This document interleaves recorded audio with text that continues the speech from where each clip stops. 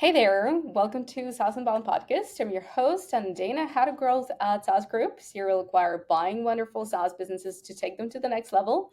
And here I chat with inspiring founders and experts to get an inside scoop on how they made their business a success. So today with me here is Kyle, co-founder and CEO at Proposify, the online proposal software that gives you the control and visibility you need to better manage your sales document process. Welcome to the show. Thank you for having me, Anna. Glad to be here. Cool. Well, glad you made the time. I know that you're super busy. So before we go any further, who's Kyle? Let's dig a bit into your background and what led you to building Proposify in the first place.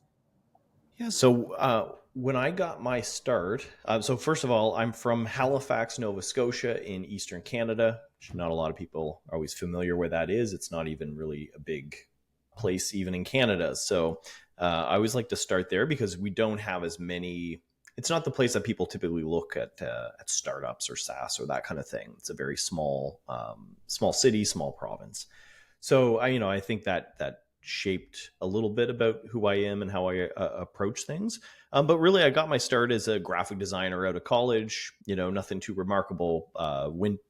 Started at an ad agency and did graphic design and posters and billboards and all that kind of stuff. Self-taught web design, and then eventually, when I was about 24, I started my first business. So that I went on my own as a freelance web designer developer, and then gradually built that up into a very small 10-person shop, where I think I cut my teeth and made a lot of mistakes. A lot of just learning how to run a business was sort of came from that 5 years in business. We never cracked $1 million in revenue. But I think the lessons that I learned from that experience helped me as I started Proposify, which really just came from a pain point that I had experienced working in other agencies and building my own, which is I was very fascinated with the concept of a proposal, maybe because I was a graphic designer, was like this document that sells who you are or sells a high price service. Just very interested in the structure and the writing and the design. Often I had to lay those documents out when I was a junior designer. So that was when I started to get the idea of like, there should be a cool tool that automates this, that makes it simpler. It was very cumbersome and very clunky. So that was sort of the idea, started as far back as 2006. But then through the course of running my agency, we wanted to start a SaaS product. We tried a whole bunch of different ideas. And the one that stuck that, I would show people prototypes and I would talk to them about it was like, oh, it'd be cool if here's like a proposal tool that makes it easier to write and send proposals. And that was the idea that almost everybody I showed it to was like, wow, even if they're not in my industry, which was digital marketing, I send proposals and it sucks and it's really cumbersome and it's really clunky. So I just sort of gravitated to where the pain was. And that sort of really propelled us forward and made us want to keep going with that idea. Okay, so you started kind of selling the idea before you had anything. And well, I found this interview that was, I think, 7 years ago or even older. Sorry, I left to go there, just to see how people started. But you had this really fun interview with a person that apparently you showed the first prototypes or even the first kind of version of the product to, and it was like $11 per month, and they were like, no, I wasn't ready to like pay for it, even $11. And I was like, oh, that must have been like so tough to hear. And then I thought, okay, it must have been not the only rejection throughout the years, right? Mm-hmm. So what have you learned from them? And was there any like revelation that really shaped the way the product turned out to be? Well, first of all, I have to say that person who interviewed me was Caitlin Burgoyne, who, if you look her up on the internet, she's got a very big social following now. She's a lot more famous than I am and has built this huge influencer brand. So it's kind of fun to go back to that interview that long ago, and have Caitlin interview me. She's from my hometown, so that's kind of how we've connected. We actually used to be next door neighbors in terms of our businesses. Like when I was running Headspace, my agency, she was running an agency as well, and we were often collaborating together and trading notes and that kind of thing. So I had shown Caitlin early days what we were doing, and she didn't see the value in it at the time. But Yeah, I mean that one of the things I love to show, I've saved these emails that I gotten over the years where in the early days I would send like an investor, what we're somebody that was warm and friendly, somebody I knew, right? I would say, hey, here's what I'm working on, and their emails back to me, I saved those emails because they were saying things like, I don't see there being a market for this seems like it's just basically an Adobe, an inferior version of Adobe. And so I always like to show those emails to people to hopefully help them push through those hard times when they're moving. Getting something off the ground is just like moving a boulder up a 90-degree wall. That's what it feels like. Now, obviously, you have to go where the market goes, and if everyone's telling you your idea is crap or they're not going to buy it, you should probably let that guide your decisions a bit. But not everybody you show your idea to is going to get it, and they're not going to value it. And sometimes people have to wait until the product matures a little bit, or until at least the market matures, until they get it. And a lot of those folks that I'd shown in the early days who were like, I don't understand what you're doing, they get it now, right? Because they see there's a market, and they see, and also the product has changed and shifted and evolved. Okay, I see the value in it now. But in terms of like how you think about pricing it, I mean, it's always easier in the early days to start at the bottom end of the market, because people who are, an individual, a freelancer, they may not have a huge appetite to buy. A lot of times $11 a month seems too much, but they're almost always game to try things, right? Which is a lot easier to sell to them than to sell maybe to an enterprise where they've got massive procurement teams and huge processes and long sales cycles. But at some point in the journey, you've got to move up market. And that's what we did. So it's funny that you say now that somebody who didn't want to pay $11 a month. We have a customer now who pays us $200,000 a year to use our product, right? And that's not the norm. They are our biggest customer, but we have some that are in the sort of 50, 60, 70, 80K a year range, and then a lot in the 10K. So it just kind of goes to show that where you start isn't always where you go. And after 10 years of building a SaaS business, you're probably going to move up market. And at that point, you're selling to bigger teams with more robust, complex needs, and the value is there for them to pay that. Okay. So, yeah, let's talk about moving up market because, well, you already mentioned that you did that. You started with smaller agencies. I guess, well, again, coming from that, you knew your customers really well. But yeah, how did this process work for you, and what have you had to change in order for it to happen? So the process is very messy. And if I was to do it again, I think we could get there faster because of the lessons that I had learned from this. But I guess, I'll start by answering the second part of the question and then maybe get into the process piece, which is the three things that need to change when you move up market are, I call them the three Ps, because I've talked about this before, right? It's your product, it's your positioning, and it's your pricing. And those three things are very intertwined with each other. They influence each other. So what we had done was, we basically had a lot of success with very small businesses who came on self-serve and just sort of, signed up to a free trial, used the product, got value out of it, converted to a paid account. And so we kind of started with that. I guess now they're calling it product-led motion, but it just was basically like, we don't have salespeople. They use the product and then they buy it. Then we started to experiment with higher price plans. And what we found was our biggest plan, we charged, I think, $3,000 a year for it, which to us seemed like massive because we were used to people paying $19 a month to use the product, or $50 a month, maybe. 3,000 seemed like a huge tier. But of course, now we realize that, if you have a sales team, 3,000 a month, you can't really sell a product for 3,000, 3,000 a year. The price point's too small to warrant a sales motion. But that's kind of where we started, with just experimenting with like, what if we sold at a bit of a higher price? And, what we found was that, so let me start with positioning, which is the value prop that we sold Proposify for in the early days was very small digital agencies. Usually the founder sent all the proposals. They usually didn't have a team. And what the value they were getting out of the product was really just like presenting a really nice document, getting a sign off online, and that was pretty much it. But over time, when we sold to bigger companies, a lot of them, they weren't buying it or we weren't able to charge enough for it, we hired April Dunford, who's a very well known positioning expert. And she ran through a workshop with us. And what we came out the other end of that process understanding was that we were, even though it was pretty much the same product we were selling, because it was to a different market and it was to more of a mid-market audience, the value that they got from the product was not really like sending beautiful proposals or anything like that, or even automation. It was actually control and visibility. So the problem that they had was their sales reps were sending all kinds of different documents, and a lot of times they weren't using the right brand standards. They were using out of date content, and nobody had any idea of what was going out the door.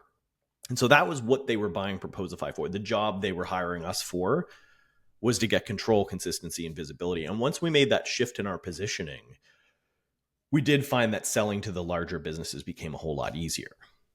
And then, from a pricing perspective, we went through a pricing engagement with Price Intelligently, and they were able to do research and surveys into the market and sort of come up with our price point. And that's when we shifted to a per seat model. And we started to really just figure out what our packaging should be. And so it was really for us the per seat model that we were able to then get the price point up into, like, if you're a really large enterprise, maybe you're paying $100,000 or more a year.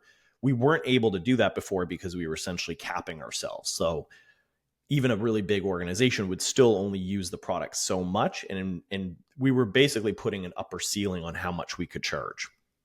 And then the product, right? The product was basically built for small businesses. And this was probably the hardest part to get right and took us a long time. I still don't know if we're totally there, but we're a lot closer, which is just that the mid-market buy for different reasons. And a lot of times they're buying for keeping their CRM the source of truth, making sure that reps don't need to go into a different tool. So like things single sign-on or embedding the tool within their platform. And so there was a lot of changes that we had to make really to more of the less fun, sexy stuff, not really cool features, but really just more like enterprise grade security and integrations. And that was probably what took us the longest time to be able to sell up market.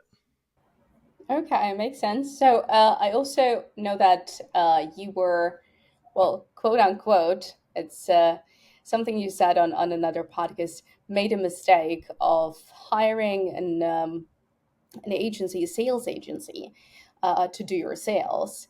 Why was it a mistake, and how did you turn it around? So just to clarify, we didn't hire a sales agency. We built an in-house team. So we hired like a VP of sales and built an inside sales team. Why was it a mistake? Well, because we didn't have those three things figured out, right? So we basically, I think if I was to do it again, what I would do differently is I would sort of, the motion that was working, which was the self-serve free trial motion, I would basically like let the team run with that and just if that's your growth loop, if that's your flywheel, then just keep all your resources on keeping that spinning faster and faster. I would have probably shifted and taken a year to try to figure out the mid-market piece myself first. And I would have probably come away with a lot of the same issues that sales reps had, which was like the positioning is off. People, we have zero brand within this market, so nobody knows who we are. They don't really understand the value proper. It's not resonating with them. You can't charge enough to really make it worth your while, and the product isn't there. So even if you do get their attention and they come in and look at the product, they're like, well, this doesn't do what I need it to do. I could have probably figured that out on my own if I had put the work in, but we got lazy because we, had raised money, and it was easier to just be like, oh, well, let's just hire a VP of sales who's like been at Salesforce and they can figure it out and they can hire the team and they can go through all that. Very expensive lesson, very expensive mistake. Because ultimately, you don't hire a head of sales and a sales team to figure it out. That's probably the only skill set of a founder or an entrepreneur, is to be the one to figure it out.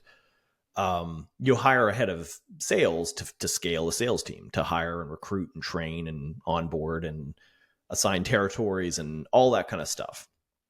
And you hire salespeople to basically get plugged into a process that they can run and execute on. Those people aren't founders. They're not entrepreneurs. So if basically they're not finding success, they're going to get pretty frustrated and your good ones are going to leave. And that's essentially what we had to do, is let the team go after a certain point, because we just weren't making any headway. And at that point, it was becoming a big cost center. And we realized we had to go back to square one a bit and just work with a much smaller team as we figured out some of these other pieces like the positioning and the pricing. Okay. Have you gone to do any sales after you realized that maybe you should have done it from the beginning? Do you still do any? I do some. I don't do a lot. And in fact, I'm not really a good salesperson. I don't think. I'm sometimes brought like at a certain point once there's already a deal in place. We do have a play that we run with our sales team where basically if they found that an opportunity has gone kind of off track, or the prospect is starting to ghost them, or those sort of things, we do like the CEO re-engagement play, which is just sort of, I get involved, I might connect with them, I might send them an email and say like, hey, just wondering if you have any questions. And that sometimes results in, that's all I have to do, or sometimes I get on a call and maybe I have to, sell a little bit of the roadmap and say like, well, this is the things that we're working on in the future. But that's pretty much the extent of it. I don't do a lot of sales now. But what I do is basically like, now that we've figured a lot of these pieces out, we do have a more repeatable model. For me, a lot more of the value is actually on the marketing side. So it's on the like building the brand awareness and working with the marketing team. And that's also kind of where my skill set lies more. I'm more of a marketer than a salesperson. Okay, I will. I do have a question about that, but before we go there, how does the communication between marketing and sales team work for you? Who basically owns what bit of the pipeline? So last fall, which would have been, let's say, October 2023, I had my marketing leader left for another opportunity. And I use that as really, I hadn't led marketing since the very, very early startup days. I always had a marketing leader in place. And I wanted to use that opportunity, instead of just hiring somebody else to run marketing, was to get closer to the work and see what's really going on and dig a little bit beneath the surface. And it turns out there was a lot of areas of opportunity for improvement that we needed to make. And really, what I wanted to do was just rebuild the marketing department, at least how I think I would like to see it run, before hiring another leader. So I have no current plans to hire another marketing leader, although I assume it will. It is inevitable that I will one day, but I'm not currently on the hunt for one. So the way it works right now is I'm sort of acting as head of marketing. Scott Tower is our director of sales, and I have the marketing team reporting into me. He's got the sales team reporting into him, and so I try to keep that very close to how I would see like a director of marketing or a VP of marketing working with the sales leader, which is, having weekly go to market syncs, sitting in on the sales meetings, really just trying to view it as like, I believe marketing's job is to make sales easier when you run a B2B sales motion in particular. And so, in order for that to work, like marketing needs to own a pipeline goal with sales. So I don't view it as like sales owns the pipeline. It's we co-own it together, and we work maybe a little bit higher, before they're quite ready for a sales conversation. We're out there trying to build demand and awareness out in the market. And then sales is converting some of that into pipeline, which, some of it they drive from outbound efforts and some of it they drive from inbound. One of the things I really wanted to kind of stop doing is this whole idea of like, it's inbound or it's outbound. And basically marketing saying like, we get scored on our inbound leads and outbound is what sales does. And I want to view it as we are all working together to build pipeline. Because if sales goes and reaches out to somebody and they book a meeting, there's a very high likelihood that they've already heard of us before. They've already seen our name somewhere. And even if they hadn't, once sales talks to them, they go and they research and they look at our website and they go read some case studies or they go on G2. And so in that way, outbound and inbound are all influenced by each other, and it isn't one or the other. Right. Okay. So let's get to brand awareness and content because well I've researched and you're doing a ton of stuff. First of all, you are truly the face of the company. You've got a ton of followers on LinkedIn and a lot of content on YouTube, and yeah, there's the blog, there's all kinds of resources on the website. How did you go with that strategy of like completely diversifying the content that you're creating, and what kind of content works best for you guys? So I'll preface this, and maybe this is the Canadian in me, in the imposter syndrome, but I don't feel like I do any of it all that well. I always feel like there's a lot of room for improvement in everything we do, but I suppose that's just how life is. But I would say like our content has been very very sporadic, and sometimes we shift a lot. So in the early days, I would say what we did really well was we were going after digital marketing. So it was a lot easier because we were niching down. And because I had run a digital marketing agency before, it was very easy for me to create content because it was all based on my experience. Here's what I did right, here's what I did wrong, here's playbooks for doing this and that. And I could write things that a digital agency owner could go like, oh, that's me, like, oh, I lost money on that last web design project, or I don't know, profitability is a concern, or feast and famine, and all these sort of like inside baseball things that digital agency owners experience. I could write on that myself. But as we grew, and as our the diversity of our customer base grew, and suddenly our best customers we were seeing were like landscapers and accounting firms, and industries I had no experience in, it became a lot harder to create that same kind of content.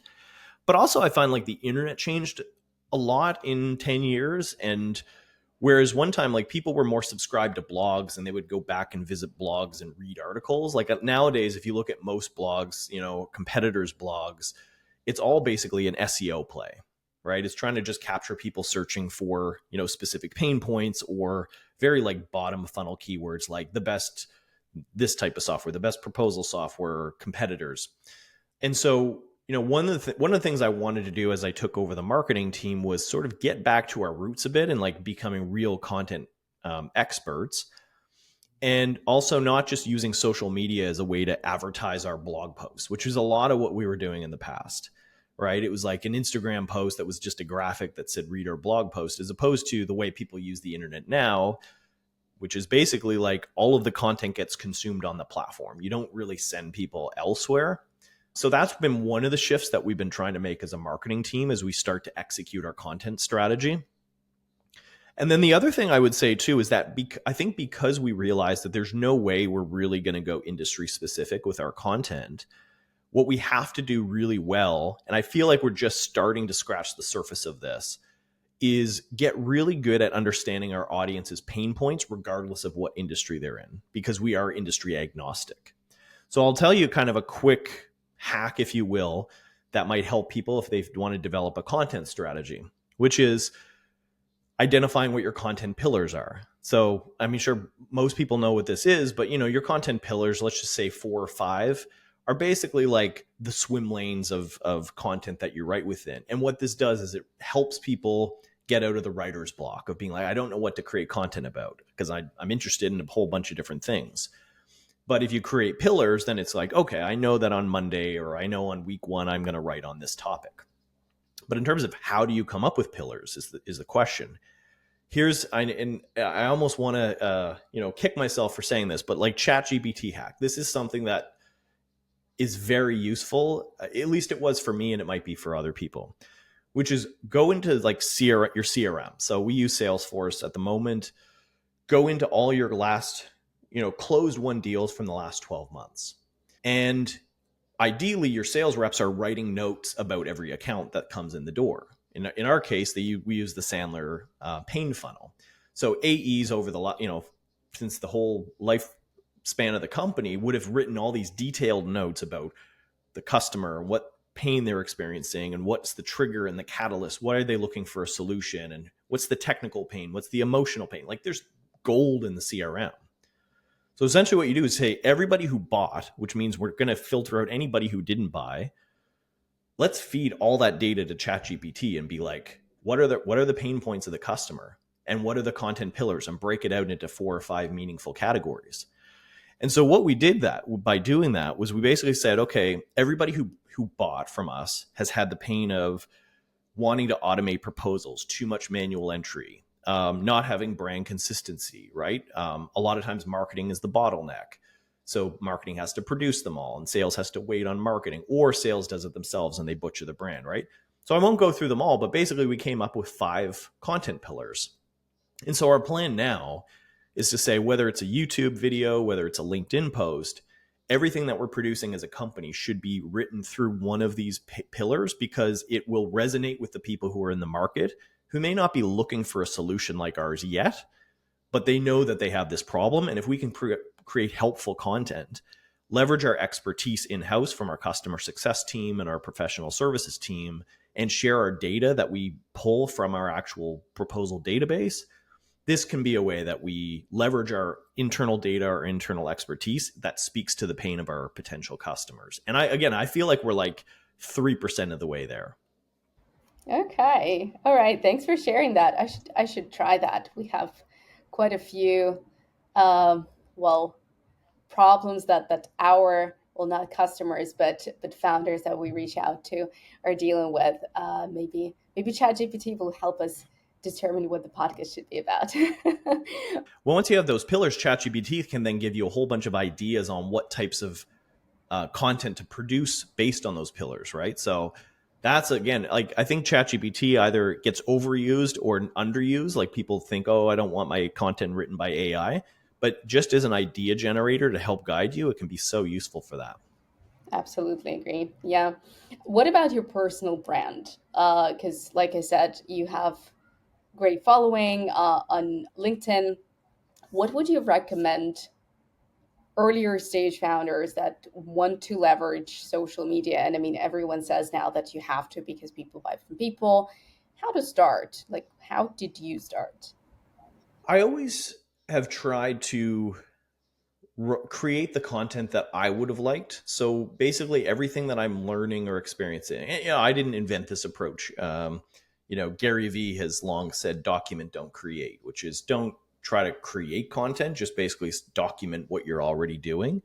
So I'd found that the more I would write about different lessons I learned running a SaaS company, different pitfalls, and really sharing data, I find has been a really helpful approach.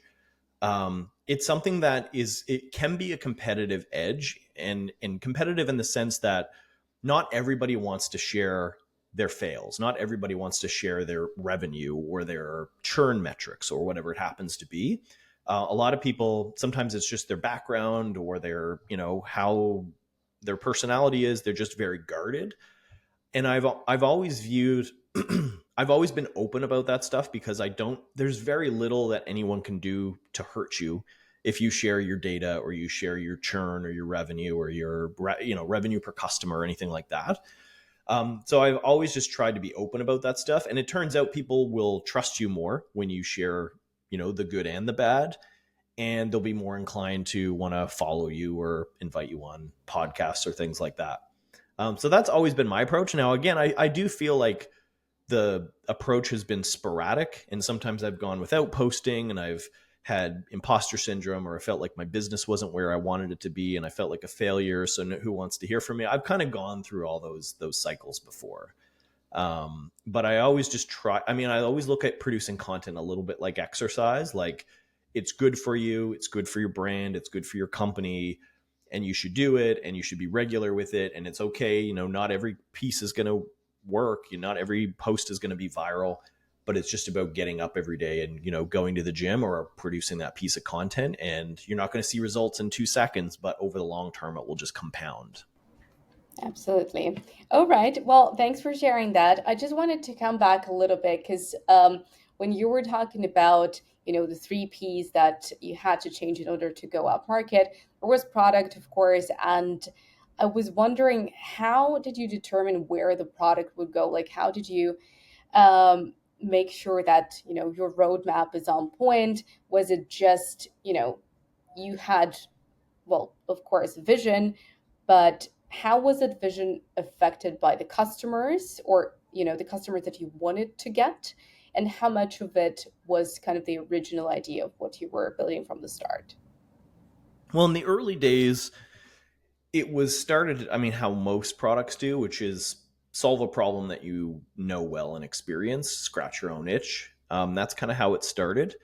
I would say so. In the early days, there wasn't a huge vision other than, hey, it would be awesome if there was a tool for proposals that made that easier. And there wasn't really a lot on the market either. So I think some of our success has been a little bit timing, which you can never really time things.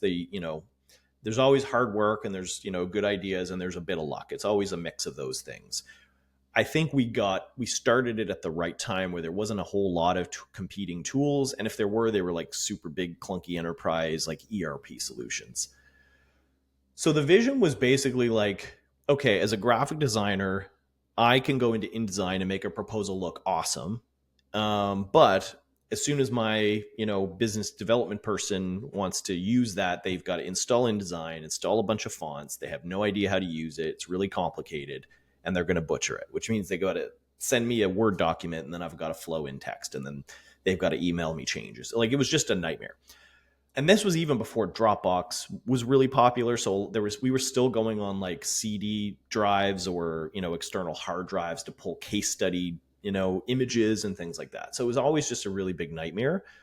But that was really where it started, was like, could we do something in the browser that was easy to use, that looked great, that a sales rep could go in and use, share everything all in one place, and sort of avoid all the back and forth. But where the vision was guided was through customer research, and or not customer research as much as feedback. So it was really from customers with the idea of like, oh, well, it'd be cool if I knew where prospects were looking. Like if I knew that they were spending 8 minutes on the pricing page and they went there first. The whole document analytics thing was like, that was directly came from talking to customers and them saying it'd be awesome if it did this. The other thing was e-signatures. Like when I, as far back as when we were doing this, e-signature was still like, DocuSign was not the default option that everybody used. Like it was still a lot of printing, signing, and taking pictures of it maybe, and or faxing it. So the idea of like baking e-signature into the solution was another idea that came from customers. I was like, I wouldn't have thought to do that because we didn't use electronic signatures. And that was kind of where we started. As we grew and as we evolved, the roadmap was still very driven by customers, but I wouldn't say that there was a vision. And it took me a long time to feel like I had a vision, because it was like, okay, well, it's, the company's launched, we've got customers, we're growing. Where does it go from here? I have no idea. And I'd say only within probably the last year and a half is where the vision started to crystallize to go, okay, if we're at 10 million today, how do we get to 100 million? And so I can share kind of where our vision is for the future. Sure, absolutely. What's next for Proposify? Sure. So, I mean, if we look at where we're at today, there's a lot more competing solutions out there, right? We've got PandaDoc, we've got Deal Hub, we've got GetAccept. There's all these tools that are basically there to, send contracts, send documents, get analytics, work in your CRM. What we're starting to see is that there's a lot of overlap between different product categories. So what I mean by that is if you're a mid-market or enterprise customer who's having the problem of, reps sending off-brand proposals or that kind of thing, a lot of them are still using Word, or they're using, CPQ solutions. So like configure price quote, where they store all their pricing. They're using contract lifecycle management tools. And if they send big bespoke tender RFP type things, they might have a tool for that. Our vision really for Proposify is basically, can we combine all these tools into one where you can make it modular, so that if I send RFPs, I can add an RFP solution. If I need a CPQ, or if I use another existing one, I can either use it with Proposify or use Proposify CPQ solution. So basically what we want to become is an enterprise grade tool that has multiple bespoke add-on products and leverages the power of AI. And I know everybody wants AI built into their product nowadays. I think for us, what I really didn't want was just like, hey, let's do ChatGPT or like a text generator because everybody expects that. That's just going to be like e-signatures now, like obvious. Everybody's got it. Where I see there being a real use case for AI is around the control and visibility. So control in that, instead of having to have a manager manually look over and approve a document, which we see today, right? People have approval workflows built into their CRM.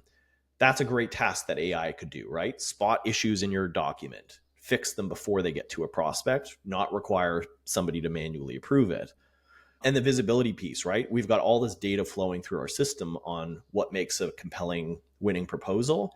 Being able to build that into a predictive AI model. So being able to like know when a hidden stakeholder might risk your deal closing because they're looking at the document, but the sales rep hasn't been speaking to them. Being able to just identify risks to deals closing. So there's all these use cases that AI could really do much more than just a text generating tool or an image generating tool. Then that's becoming a really core pillar within our vision. Okay, I see that. And I have a question because, well, you were talking about all these add-ons, and it's probably a question a lot of founders hate, but build or buy? Are you going to build your own, or maybe, acquire smaller solutions and plug them in? Well, I think a lot of it depends on which add-on. So, as an example, one of the things that we're building today, we're using a solution that we haven't bought the company, but we bought their product. We've essentially used an iPaaS solution, so that's integration platform as a service. And that company that we're partnering with is going to enable a lot around workflow automation and being able to integrate with your various tools much more easily and simply. And Mark, our VP engineering, is very much in the line of like, if you can just buy a tool that does what you need and plug it in and white label it, then that's always usually going to be the faster path than building it yourself. Of course, there's a lot of things that we're building ourselves, but it's really central to what makes us unique or special. Like it's core to our product. Buying a company though is something that we've not done before.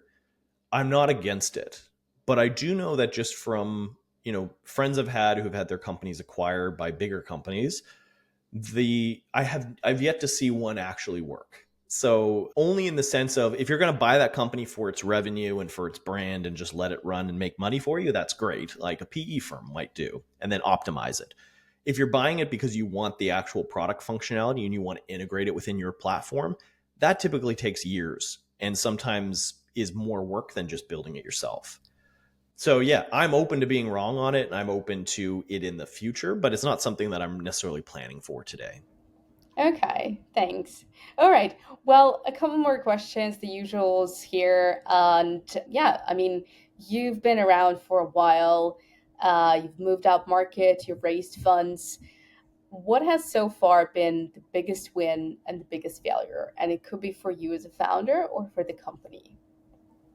I think biggest win is just existing for 10 years now and being able to get to market and have a product and have customers. Like that is the biggest win because a lot of founders don't get there, right? A lot of founders build products that people don't want or they run out of money and they have to close their doors. So I'm very grateful that we are still here and that we are still serving our customers at the end of the day. Um, as far as the biggest failure, I mean, there's been many, and I think that any business owner who doesn't have a list of failures to share, they're either lying or they're just not they're not reflecting enough. Because ultimately, I think the failures are how you grow, and if you're not failing, you're not learning. But I would say the biggest one, always a tough one to talk about. But here's the thing: we've been in business for 10 years. We're at about 10 million in revenue, and we should be like 10 times that in size. Our growth stagnated, and we sort of grew, and then we plateaued, and then we had been plateauing for a number of years. And a big reason for that is that we got too bogged down in internal BS. We didn't have a startup mentality. We didn't focus on, solving customer problems. We didn't innovate our product fast enough. And as such, we let a lot of opportunities slip by. We let competitors outpace us. And I think that's why our growth stagnated. So I was very lucky within the last year to find an incredible VP engineering who, is the right person to take us where we need to go, who has done it before, who has kind of turned around engineering cultures before and product cultures. And I'm more excited now about the future of where we're going. So when I shared that vision with you, that's why I'm so excited about it, is I actually believe that we can build that future. Whereas before it just felt like we were running through water and we couldn't get out of our own way. And most of all that sort of those issues around just not growing and then hiring too many people and then needing to cut back and do layoffs, it all stems from not having the right people on your team and not leading effectively. And so I kind of wear that as a lot of, like, this is the hardest lesson for founders to learn, is that just because somebody was great in the early days and they helped you maybe get to where you're at 1 million in revenue, or you're past product market fit or whatever it happens to be. I see this all the time with founders, and I've made this mistake before, as I go, oh cool, well, you helped us get here, so take the biggest title and just help us go all the way. And I very rarely ever seen that work out. In fact, I don't know if I've ever seen it work out. Almost always the case is that person who knows how to build scrappy in the early days and has never managed anyone before, needs somebody over them who has done it, who can teach them and show them and help them grow. And maybe they move on to another company, and that's okay. But what never seems to work is that the person who you started the business with, or who was for the first 10 employees, can take you all the way to 100 million in IPO. You almost always need to replace or top them, like put somebody over top of them to guide them and teach them. And so the mistakes I've made is just being way too patient and way too hands off in terms of just assuming and expecting that somebody can grow at the same pace as the company. And because I've been so slow to make some of those decisions and to kind of move people around or move them out of the company in some cases, I think our growth suffered because of it. Okay, thanks for sharing that. That's really a very painful kind of thing to reflect on, I guess. So the last question is always about hack, and again, can be anything related to business growth, funding, anything. Something that could be unconventional, or wisdom that we all have already heard a few times before, but would love to be reminded of. Yeah, I struggle with the hacks question, right? Because I think hacks are luck to a certain degree. Um, I don't hear as many people talking about growth hacking as they used to. I remember it was like really big 10 years ago, and Oh yes. everybody, growth hack experts, had all these proven systems for finding that. And so much of it, like with a startup, is dependent on timing and luck, and being in the right place at the right time. Like, the hacks that worked then don't work now, and so on and so forth. And I also find, like, as a business grows and matures, you have to rely less on hacks and more on systems. Systems beat hacks any day of the week, right? Because if you have a proven method for how you achieve a certain result, then scaling is going to be brought on by finding great people and plugging them into this system, and sort of being able to predict your results. So I would say, like, one of the things that helped us in the early days, that was, again, one of those sort of happy accidents guided by a little bit of data and intuition, was we always put a lot of emphasis on SEO and driving traffic to our website through people searching for industry specific keywords like web design proposal template. And so we would rank for all these different industry pages for people looking for a template. And then we would basically say, here's your free template, use this. And then it would push them into our product, where they could then use that template, but it would be within Proposify, and they would start a free trial that way. And that really drove a lot of our self-serve in the early days. But over time, we kind of noticed that a lot of people who came in the door that way, very few of them converted to paying accounts, and also just became more competitive with, like, every competitor doing that. So it became less effective over time. So that may not be the answer that people want to hear in terms of, like, oh, here's a hack you could use to, like, 10x your results. But I'm becoming more and more suspicious and a little bit cynical of that kind of stuff nowadays, because it's so prevalent, and because, like, you shouldn't be relying on hacks to grow. You should be, leveling up your skills, and using data and hiring great people, and all that kind of stuff to grow. Well, maybe that's your hack, right? hiring great people and really knowing where you want to go. And thanks so much for sharing this. And it's been great listening to you reflecting on the journey, with all its ups and downs and challenges and learnings.